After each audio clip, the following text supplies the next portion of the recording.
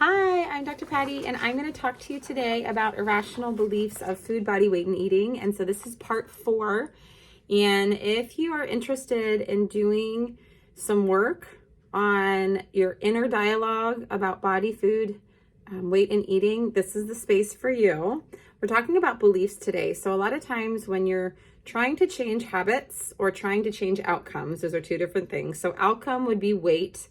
Habits would be water intake, movement, fiber intake, all of these things. If you feel like you're stuck, like you have a habit that you just can't break, looking at the underlying, the inner dialogue, your emotions, your thoughts, and then the deepest is your beliefs would be beneficial. And so I'm just going over some that if you're a chronic dieter, this might be something that you navigate. So one irrational belief is it's shameful to eat too much. And so if you have any history or any exposure to eating a lot of foods and then feeling really guilty, like feel like, oh, I'm just being so bad, or I shouldn't be eating too much, that's so gross. That can be actually really irrational. It can be really illogical because it's not serving you.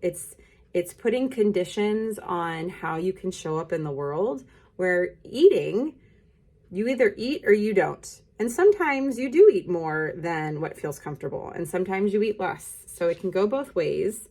The reframe is I refuse to be ashamed of myself, no matter how much or how little I eat.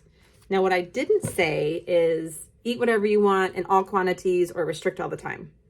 I said your evaluation of yourself. So shame is I'm not allowed to be me.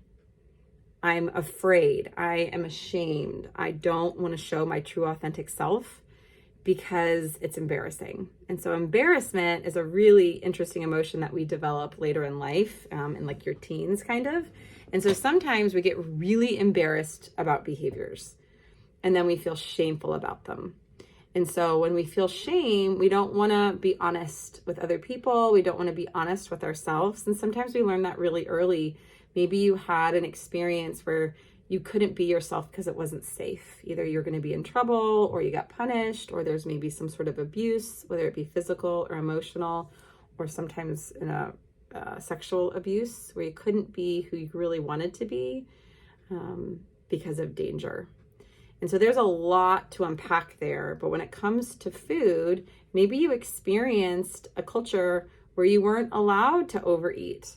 It was gross. It was not okay. And you had to eat a certain way in order to be accepted by your family or friends. So a reframe, meaning these are things that you can start to say. So once you start to say something, your body can hear it. It can shift beliefs over time. It doesn't mean you accept it right away. Some things you can shift is I refuse to be ashamed of myself no matter how much or how little I eat. You can't just say it and then believe it. There's work that you need to do, but you can start to navigate, okay, I refuse to be ashamed of myself based upon how much or how little I eat. 2, I accept myself even when I overeat. So even when I'm overeating, I'm allowed to show up as myself. I'm allowed to be me. It's safe to be me. It's okay. So you're going to want to be in spaces that accept you with all of your food behaviors, because you're not doing anything wrong. You're not being a wrong person. Maybe it's not aligned with your goals, but you're still a wonderful human being because of that. And then 3rd, normal eaters occasionally eat too much. So this definition of normal can be really subjective, but normal eating, sometimes you eat too much and you feel uncomfortable, or maybe there's other consequences, but that does happen. We do live in a culture, and if you're in a culture right now, wherever you're watching this, we have access to a lot of foods. That might not be your case wherever you're at right now. So I want to have sensitivity to that. But you might have access to food all the time, 24 hours a day, a full fridge at home. And it's just really easy to overconsume. And you're not doing anything wrong. Sometimes that's okay. Sometimes that feels good. Sometimes you're doing the best you can to survive. And I applaud you for being here. I applaud you for maybe getting out of bed today. But I do want to give you a little bit of light where you can remove some of the shame in your eating habits. I hope this was helpful, and follow for more.